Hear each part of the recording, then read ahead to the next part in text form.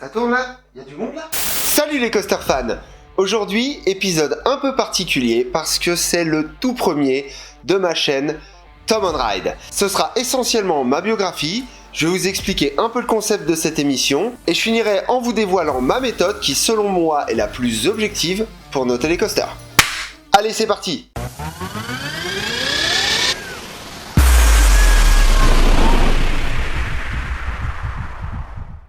Alors, pour commencer, je me présente, je m'appelle Thomas, et je vous souhaite la bienvenue sur cette chaîne consacrée, comme vous l'aurez compris, au parc d'attractions. Allez, on attaque avec le premier des trois thèmes, qui je suis. Alors actuellement commercial, je suis passionné de photos et de parcs d'attractions. Ouais, ça résume bien la situation. En effet, je suis un passionné de photos depuis tout petit, mais les parcs d'attractions sont arrivés plus tard, forcément, quand j'ai eu la taille pour rentrer dedans. Bon, j'annonce tout de suite, toute ressemblance de mon histoire ne serait que pur hasard. Bon, il y avait déjà quelques signes avant-coureurs quand j'étais petit, preuve en image. Là, je kiffe. Ça a pris un petit peu plus d'ampleur en 2003. À l'époque, c'était Walt Disney Studios qui était le grand dernier né des parcs. La Tour de la Terreur n'était même pas encore ouverte. La seule attraction sensationnelle, c'était évidemment le bon vieux Rock'n'Roller Coaster. Et c'est elle qui a vraiment tout déclenché. Vous y étiez? Faites-vous un flashback. Haut comme trois pommes, vous arrivez déjà devant cette enseigne de fou furieux. Waouh! Déjà sans voix, vous faites la file d'attente avec du bon son rock. Vous arrivez devant les consignes de sécurité et vous voyez déjà quelques images sur l'écran qui vous font monter en pression. Vous avez envie d'aller voir ce qu'il y a derrière. Vous arrivez enfin au pré-show et vous voyez ces grands tarés derrière l'écran qui vous mettent déjà dans une ambiance avec son show et sa démo là. One ride, one experience, allez! Vous arrivez ensuite dans ce couloir et au bout de ce couloir, la gare. Et là je l'ai vu. Ce train faire un coup de David Copperfield. Il est là, il pue là. Papa, vite, faut qu'on aille là-dedans. Ça, c'est la réaction première. Une fois dans le train, le palpitant là, il s'est mis en route. Et qu'est-ce que je fais là en fait? Pourquoi je monte là-dedans? Le train prend son premier virage. Et là, face au tunnel, le 3, 2, 1, j'ai évidemment fermé les yeux au démarrage, vu que j'étais pas prêt. Les yeux toujours fermés, je sens que mon corps il est ballotté. J'entends ce rock dans mes oreilles quand je décide enfin à ouvrir les yeux. À l'époque, je savais pas du tout où j'étais, mais maintenant avec le recul et cette image gravée dans ma tête, je sais que j'ai ouvert les yeux exactement à la sortie de la deuxième inversion qui suit le lunch. Et je viens de vous le dire, elle est gravée, c'est limpide. Ces jeux de lumière, la musique, mais j'étais en boîte de nuit dans un coaster tout simplement.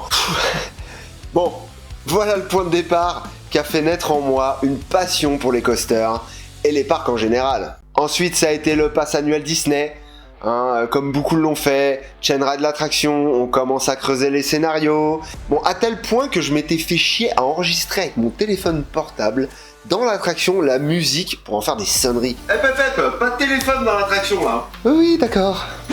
Bon, ça c'était l'époque, on fait tous des bêtises. D'ailleurs, c'est toujours le cas. Mes sonneries sont toujours des musiques d'attraction aujourd'hui. Mais ça n'a pas suffi. Après, il a fallu vraiment que je comprenne comment fonctionne cette belle machine. Donc j'ai commencé à creuser, je me suis intéressé à la technique, et ça a ajouté une dimension supplémentaire en fait à ma passion. Ça m'a permis de rencontrer d'autres personnes, passionnées comme moi aussi. D'ailleurs, je vous mets une petite capture d'écran de mon Captain Coaster, pour que vous ayez une petite idée d'où j'en suis. C'est loin d'être hardcore, mais pour moi, c'est pas une compète, c'est plus le kiff et un enrichissement personnel. D'ailleurs, si vous vous demandez quel genre de coaster fan je suis, considérez-moi comme équilibré. Non, quand je dis équilibré, ouais, ok, je compte un peu les coasters, donc je fais des pommes. Mais c'est plus les gros coasters qui vont déterminer mes déplacements, ou tout simplement la découverte d'un parc, ou parfois le hasard géographique. Si je suis à 1 heure ou 2 d'un parc que je ne connais pas, j'y fais un tour. Voilà pour ce petit résumé express. Je m'arrête là parce que je parle trop, je vais vous saouler. Le concept, y en a un jusqu'à présent ou... La réponse est très simple. Elle est tout simplement née de mes visites dans les parcs, seul ou accompagné. Très régulièrement, on surprend des conversations dans les files d'attente, d'autres personnes, d'autres coaster fans, dans lesquels j'aime bien m'intégrer, lancer des débats ou échanger des avis. Et c'est tout simplement ce que je compte faire ici. Chaque fin de vidéo, je vous proposerai un sondage avec 2 thèmes différents que vous pourrez sélectionner et surtout commenter, poser vos questions, donner vos avis. Et la vidéo suivante portera sur le sujet qui aura eu le plus de succès. Alors je préviens tout de suite, je pose les bases. Ce seront clairement des thèmes non essentiels, d'actualité ou d'avis à donner. Vous l'aurez compris, c'est une forme de débat, même si je suis tout seul. Quoique, l'idée c'est de réagir et de vous répondre. Sur la chaîne, il y aura aussi des vlogs de mes visites de parc, bien évidemment. Ce sera une formule similaire où je vous présenterai le parc, mais également s'il y a des débats intéressants ou constructifs pendant les temps d'attente, je me ferai un plaisir de les diffuser et de les partager. Bon, et comme promis, je vais maintenant vous expliquer comment je note les attractions. Tout le monde ne le fait pas, mais tout le monde note tout aussi. Pas toujours évident d'être objectif, ou tout simplement de ne pas savoir jauger. Un coup, on va aimer les sensations, parfois il y en aura pas, mais l'immersion est tellement grande que ça fera le taf. Eh bien, ma technique pour noter les bêtes, elle tient sur 5 critères, auxquels j'attribue 0, un demi ou un point complet. Premier des critères, les sensations. Est-ce que j'ai eu ma dose C'est super important, bien évidemment. Deuxième critère, la thématique. Est-ce que j'étais dans l'ambiance, les décors, est-ce qu'ils étaient soignés, c'est joli. Mes yeux ont brillé ou pas? En troisième position, le confort. Eh ouais, on était bien installés ou on s'est fait secouer comme des pruniers? 4. Le débit. Et ouais, c'est super important le rendement. C'est insupportable qu'il y ait qu'un seul train ou tout simplement des opérateurs qui font n'importe quoi ou qui traînent des pieds. Qu'est-ce qu'il fait? Il peut pas demander s'il y a une personne toute seule là? Et enfin le 5e, le kiff. Eh ouais, on est là pour ça aussi, et c'est clairement le critère non objectif.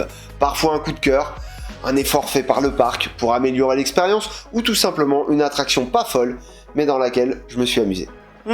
C'était bien, on l'a refait, Voilà, c'est donc en attribuant les points sur chacun de ces critères que j'obtiens ma note générale sur 5. Ce qui me semble le plus objectif, étant donné qu'on va pas surnoter une attraction parce qu'on a vraiment adoré les sensations, mais que c'était un bloc de béton autour. Ou encore comme certains qui ne sont pas objectifs parce que ils sont juste fans de la thématique. Si l'attraction remplit pas tous les critères, chez moi, elle peut pas avoir 5 étoiles. Vous voyez le côté équilibré même dans mes notes? Allez, on n'oublie pas le pouce en l'air si ça vous a plu, et n'oubliez surtout pas d'aller choisir le sujet dans l'onglet communauté, commenter, poser des questions sur le sujet de votre choix. Je tenterai d'y répondre. Alors, sujet numéro 1, vous êtes plus team Disney ou Astérix? Ou bien sujet numéro 2, une attraction à raser, laquelle et pourquoi? À vous de choisir. Ciao! J'ai mal au rictus.